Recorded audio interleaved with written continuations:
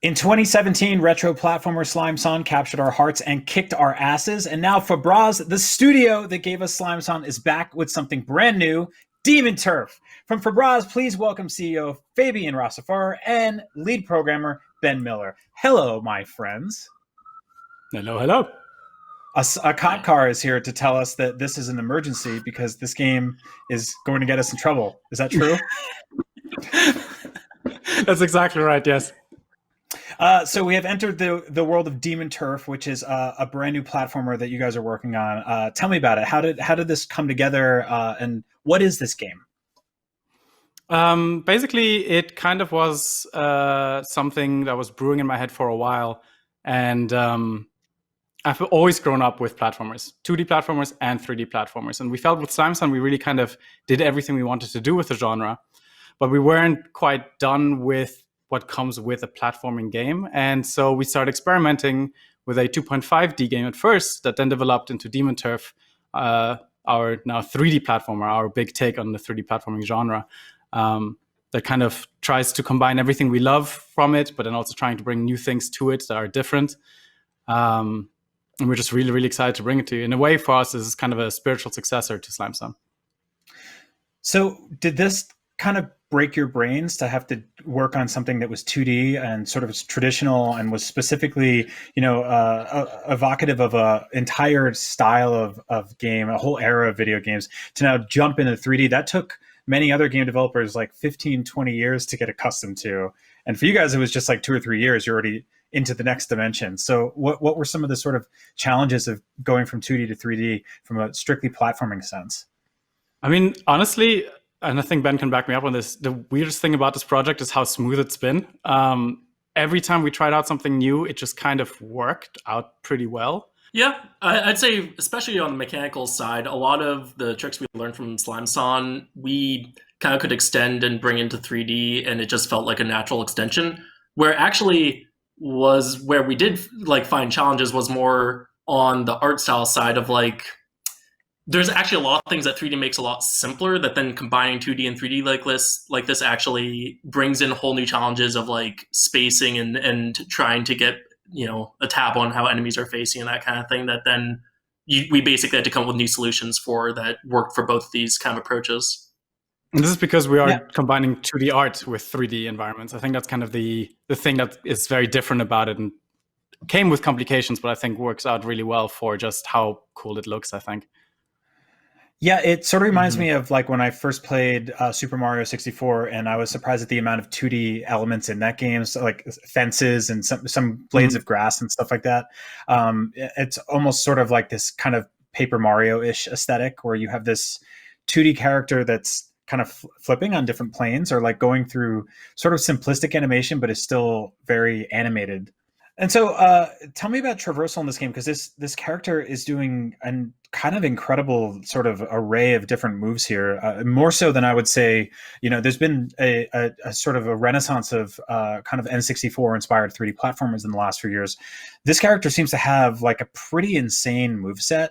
I saw like a hook shot and then transforming into a bat. We're now sort of like, I don't know, like underwater jetting through this tunnel. Like, how did all this come together? It exploded. I mean, honestly, we kind of started working from the basics. You've got to jump, then you've got a double jump. Then we're like, okay, let's add some more dynamic jumps. We've got triple jumps, triangle jumps, super jumps, which are basically combinatorial ones that you can do with your other demon forms, which are the double jump demon form and the spin demon form, which allows you to traverse over a certain distance and then slowly fall. But then if you jump out of that, you create a super jump.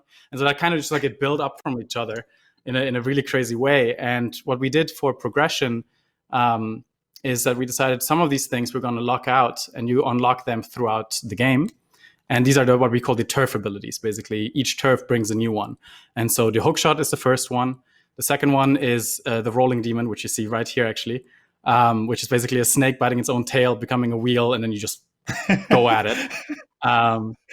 The third ability is a glide, which is essentially a crow demon that you can turn into. And then the fourth one is the craziest one that honestly we spend a lot of time on because entire games can just focus on that one mechanic alone, a timeout bubble. Basically, you can shoot out a spherical bubble that the longer you charge, the bigger it is. that anything within that bubble, the time slows down. Enemies, moving platforms, bullets, you name it. Wow. So it's just got more and more. And then the really big part that is also a big focus of the game is the combat, which Ben is is his like love child. So I'm sure he wants to talk about it. Yeah, so I mean, like we were trying to find our own ways to sort of put our spin on the genre, and for the combat, we want to try something different from like the typical health bar and getting them down to 0 health approach. So we tried to go for something very like momentum driven and physicsy, where it's one hit kills for anything with like spikes or pushing enemies off ledges, but you just have this like different size of hands and punch combos you can send out. That it's all about sort of pushing enemies around. It's like a tug of war of trying to get them into the right position to then knock them off the stage or into a hazard.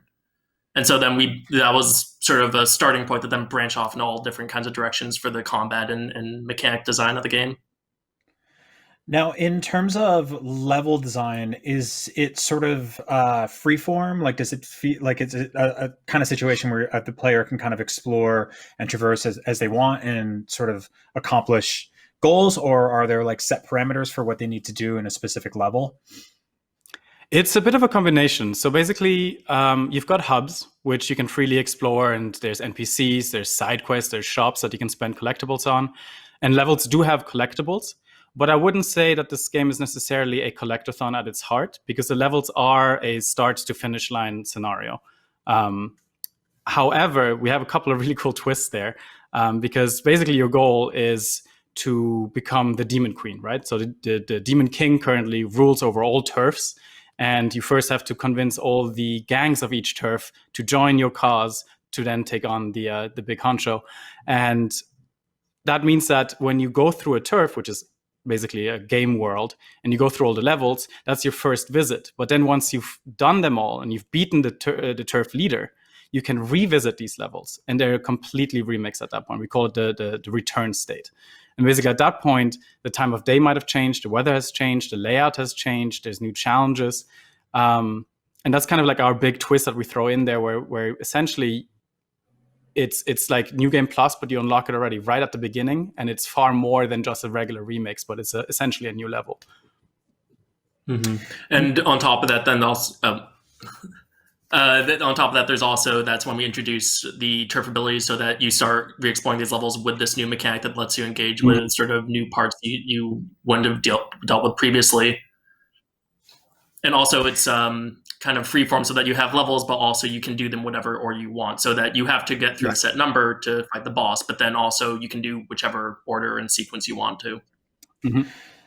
Now, 3D platformers and 2D platformers in general have a sort of like long history of mostly kind of like happy, optimistic protagonists. You know, like they're always like a big, like even like literally Mario is just constantly cheering and saying Yahoo, Wahoo and stuff like that.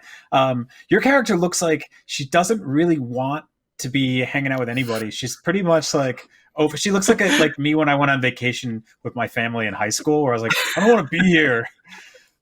Tell me about the protagonist. Yeah, so her name's Biebs, and she's a very young demon. She's 1,000 years old, which is basically nothing in the demon world. Not even reach her teens with that. And she has a ton of attitude, and you definitely picked up on that.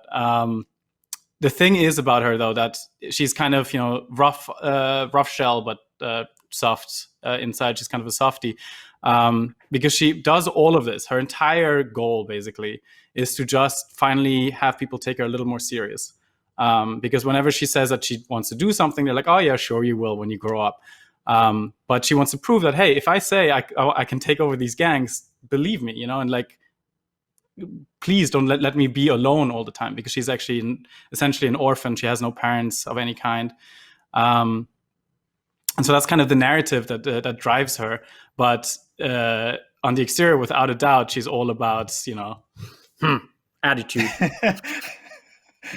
I like that, because it's not just like tood. It's like specifically like it's definitely, that's exactly it. That's exactly it. Now, in terms of progression, you talked about gaining more power-ups and stuff like that. We haven't really seen much in the way of boss fights so far, but is that something that you guys are working on? Yeah, so because the big narrative focus is that you have these turfs with their gangs and their turf leader, the leaders are the big bosses.